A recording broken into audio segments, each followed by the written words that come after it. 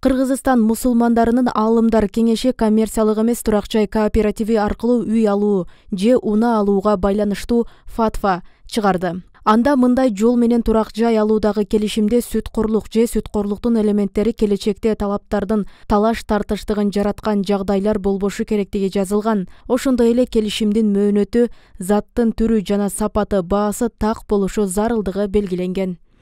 Кардар төлөмдү кечиктирген учурда төлөнүүчү жаза пул корпоративдин мүлкүнө берилбеши шарт. Корпоративдин аманаты кайтарып берүү мүмкүнчүлүгү бар экенине мамлекеттин кепилдиги болушу шарт. Жогоруда аталган шарттардын бири же бир нечеси болбогон учурда коммерциялык эмес турак жай кооперативи аркылуу турак жай же унаа сатып алуу шариятка туура келбейт, тыйылат деп айтылат фатвада. Кыргызстанда акыркы жылдары турак жай кооперативдери деп аталган уюмдар көбөйдү. Аларга негизинен үй жайга, унаага муктаж болгон, бирок аны сатып алууга мүмкүнчүлүгү чектелген жарандар жана чет элде эмгек миграциясында жүргөндөр көп кайрылышат. Кыргызстандын Улуттук банкы жарандарга турак жай кооперативи сыяктуу күмөндүү уюмдар активдешкенин эскертти. Башкы банк учурда маалымат каражаттарында социалдык тармактарда ушундай институттардын жарнамалары көбөйгөнүн белгилейт. Көпчүлүк учурларда кардараларга сатып алынган мүлктүн наркынын 10%дан 50%га төлөө сунушталат. Калган сумманы кезеги келген кардарга уюм кошуп, мүлктү алып берет. Эреже катары каржылоо иш-аракеттери башка кардаралардын акчалай салымдарынын эсебинен ишке ашат. Ошондой эле Улуттук банк мында каржы пирамидасынын белгилери бар экенин айтып, жарандарды этият болууга, бардык документтерди дыккат текшерип, мамлекеттик органдардагы маалыматтар менен салыштырууга, жасалма эместигин аныктоого чакырат. Улуттук банктын бул билдирүүсүнө 4 турак жай кооперативи дароо жооп кайтарды. Электрондук почта аркылуу таратылган билдирүүдө Ихсан Айс Хоум, Best Way жана Келечек турак жай кооперативдеринин аттары жазылган. Анда жарандар банк системасындагы жана мамлекеттик турак жай программаларынын ипотекалык насыяларды ала албагандан улам турак жай кооперативдерине биригип жатышканы айтылат. Алар мамлекет кооперативдер кыймылын колдоонун ордуна Улуттук банк аркылуу аларды каржылык пирамидаларды уюштурууга айыптап жатканын, бул социалдык чыңалууну күчөтөрүн жана жарандарды өзүнө каршы коерун белгилешкен. Ошондой эле Улуттук банктын жана башка ыйгарым укуктуу органдардын социалдык көйгөйлөргө көңүл бурууга жана кооперативдерге мамлекеттик колдоо көрсөтүүгө чакырган. Кооперативге алдандык деген жарандар массалык маалымат каражаттарына да кайрылып келишет. Алардын бири жакында эле 7-каналга арыз менен кайрылган. Мен турак жай кудуруп жүр жубайым экөөбүз. Ушу Жанайбектин деген кооперативде учурда тезирээк берет дегенден кирип Салтанат деген менеджери менен чакырып, анан кийин ушул биз 3 айдын ичинде бере коебуз узагы дегенден жетекчиси Шакыра Турдубековна деген бул жердегиси филиалы. Бишкектегиси Алтынбек деген бала.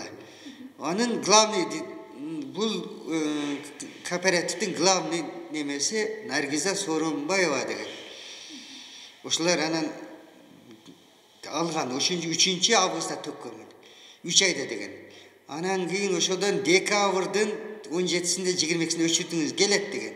Декабрда барсам, декабр келди, декабрда болбойт экен. Бул майрамга туш келип калат, январда деди. Январга барсам, бул деди, эми апрель майга барат деди, барса деди, өчүртүңүз деди. Деди анан силер мындай ондо бере албайт экенсиңер ондо. Деп мен январдын 18-синде пулуму кайтарып бергиле деп арызгам. Ушундан 1.589.000 30%-ин 55 $1000 жер үйгө договор түзүп, мына договорду түзүп неме кылгам. Анан кийин олар айтышты, арызымды жазганда, мына Бакай банктан ушот ачыңыз, ушотуңузга которобуз дешти. Ушот ачканыма 1 ай болуп калды. Ошон эртеси эле ачтым ушот. Мен $55.000 үй тапмакмын. Же болбосо өздөрү табышканга жардам бермек. Анан мен ушун баягы өчүртүн келгенде ошо $55.000 үй тапсам, ошонун 30%-ын мен төккөнмүн. Эми ошол өзүмүн пулуму дагы бербей жатат. ошол пайызы пулдун канча болот ошондо? 1.589.000 төгкөн. Ошонун эми азыр эмөнөр көрсөтүп атышат. Кече барсам, рабочий арыз жазгандан рабочий 60 күндөн кийин беребиз. Онда дагы дейт, бөлүп беребиз дейт. Ол жок эле нерсени айтып атат. Башымда өтүп атышат. Анан кийин 4%-ин кармап калат дейт. 7 айдан бери кармап, эмне кылганына кармап калат. Дагы ошондой көрсөтүп атышат. Ушудан акыйкат издеп келдим мындай кылып. Мынабы биздин президент Садыр Нуркожоевич же болбосо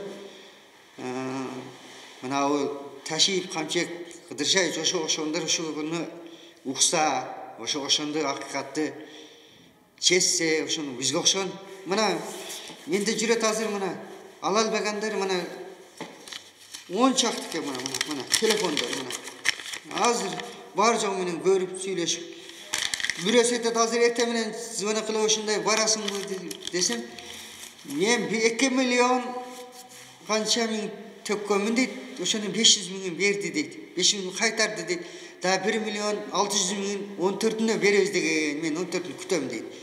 Кээ бир айтат, 1 жыл болоюн деп калды ошо бер төккөнүмө дейт. Ошо туруп калып атпайлыбы? Эми балдардын иштегенин бар жок эптеп топтогон пулду ушака төктүк эле да ушуну. Анан ушуну бербей, кайра бизди коркутуп кайра. Сен дейт телеканалга барсаң, биз сени сотко беребиз телеканал менен деп. Кайра коркутуп атпайбы? 4%ды бул договорду эгер үйдү алсам алып калмак. Азыр үйдү дейт эмес, өзүм пулум ала албай атам, өзүм пулум кайсы кылган менеттерине 7 айдан бери алып калыш керек. Анан ошон биз onu алып калбайбыз, onu hem беребиз дагы дейт, 6 айда беребиз дейт. Неме, 60 күндүк рабочий күндү деп. Дагы менин соскемизди айдап атпайбы?